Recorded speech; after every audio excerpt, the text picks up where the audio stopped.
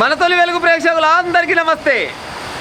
జరంత గట్టిగా మాట్లాడే ప్రయత్నం చేస్తే, ఎందుకంటే పైన గానగొడుతుంది, రేకుల సప్పుడు గలగల గలగల సప్పుడు వస్తూ ఉంది. జర ఊటగా మాట్లాడతా, అర్థమవుతుందో లేదు, జర కామెంట్ కూడా వేసే ప్రయత్నం చేయరి. గోల్కొండ దగ్గరనంట అక్కతోటి పంచాయతీ పెట్టుకుంటున్న బావని కుక్కర్ కొట్టాడే వచ్చినాడ. కొట్టి ఘోరాతి ఘోరంగా కొట్టి అట్ట కూడా ఆయనకి పానం ఒప్పక ఎంటగొనపోయిన కత్తులు తీసుకొని పొల్లు నరికి చంపినాడు. చూడురే, మరి ఇలా బావ తప్ప అక్క తప్ప లేకపోతే బామ్మారి తప్ప అనేది ఇక మీరే చెప్పాలి. ఎట్టడ జరిగిందని చెప్తా, ఒక నిమిషం చెప్తా, వినే ప్రయత్నం చేయి. గోల్కొండ దగ్గరనంట బావ పేరు వచ్చేసేమో ఎక్కడ బావ పేరు మసూద్ అంట. బావ పేరు మసూదు, అక్క పేరేమో రుక్సానా.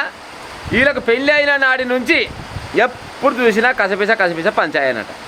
పెళ్ళి అయిన కొత్తలు కూడా పంచాయనట. ఈ పంచాయతీ పాడైపోదు. అయితే ఈ రుక్సాన్ అంటే ఆమె తల్లిగారికి చెప్పిందట. తల్లిగారు చెప్పి నన్ను రోజు పంచాయతీ పెడుతుండు, రోజు కొడుతుండు, తిడుతుండు, పాడైపోను, ఎట్ట చేయాలి ఏం కాదు అంటే, ఏం కాదు బిడ్డ, చిన్నగా అట్టే నురుక్కపోవాలి, చదువుకపోవాలి, ఏం కాదు అని నచ్చ చెప్తా ఊరంట. పోతుందట. పోయినప్పుడల్లా పంచాయతీ పెట్టుకుంటున్నట.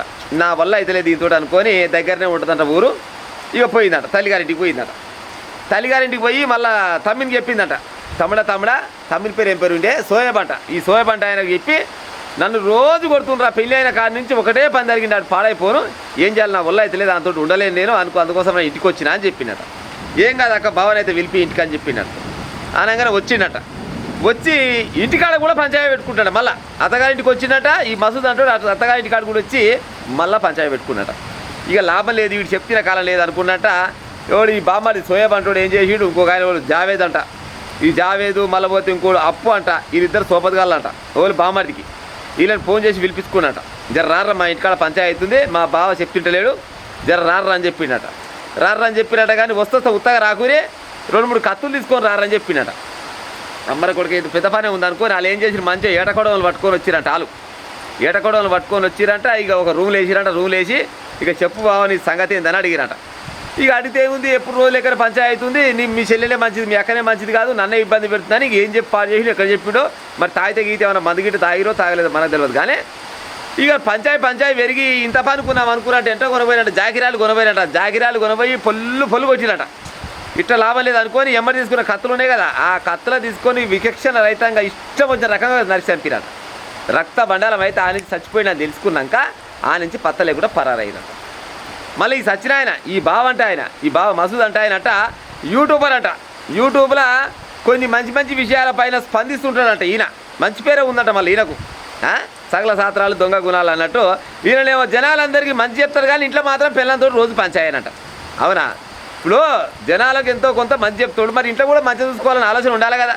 చంపడం నీ బామ్మాడి తప్పే కావచ్చు, నీ కాదనను. కానీ మీ చెల్లెని నీ భార్యని జర మంచి చూసుకుని అయిపోయేదానికి భార్య మీద ఏమంటే బయట వాళ్ళ మీద ఉన్నంత ప్రేమ వాళ్ళకి బయట వాళ్ళకి ఏమో నీతులు చెప్పేది, పిల్లంకాడ మాత్రం రోజు పంచాయతీ పెట్టుకునేదట. ఏగలేక బామ్మార్దులకు చెప్తే బామ్మార్దులు ఇష్టం వచ్చే రకంగా కొట్టి నరికి చంపిరట. చూడు కథ. ఈ అదితలు పాడైపోను. ఇప్పుడు ఏదైనా ఉంటే కూర్చొని మాట్లాడుకునే ఉపాయం చేయాలి. బామ్మార్ది అయినా గత క్షణికావేశంలో ఉత్తపుణ్యానికి భావం చెప్పే ఇవాళ పారిపోయి ఎక్కడ పోతారు? ఏ భూమి గుచ్చుకొని పోతారా, ఆకాశం పైకి పోతారా? ఎన్నడో ఉన్నాడు దొరకవలసిందే కదా. ఇటు అక్క సంసారం ఆగమైపోయాయి, అటుపోతే ఈయన ఇప్పుడు బామ్మార్ది సోపతి కాలేదు, 4 వేలు జైలు వేసిరి, చచ్చినోడు చచ్చిపోయా. రేపనాడు ఏమైనా ఇంకొని పెళ్లి చేయాలన్నా కానీ అరో పలానోని పెళ్ళమంట పాడైపోను. మరి ఈమె అజకారుదో మరి ఆడజకారుడో పాడైపోను. ఆయనే చెప్పారు నన్ను గిట్టి చంపగలనుకో, రేపనాడు వస్తాడు. ఈ అన్ని క్షణిక ఆవేశాలు తప్పితే ఏముంటుంది? ఇప్పుడు బావ చెప్తే లేదు, సపోజ్ లంగే కావచ్చు, దొంగే కావచ్చు, పోయి పోలీస్ స్టేషన్లో కేసు పెట్టాలి. లేదు 4 పెద్ద మనుషులు కూర్చోబెట్టాలి, 4 తన్నులు తల్లి ఇచ్చి పెట్టాలి. అదో లెక్కుంటుంది. కానీ సత్యాంత పగలు పెంచుకొని చంపేసినాక ఇక ఏమో పోయినాక మళ్ళీ వస్తే అదోలే. ఇక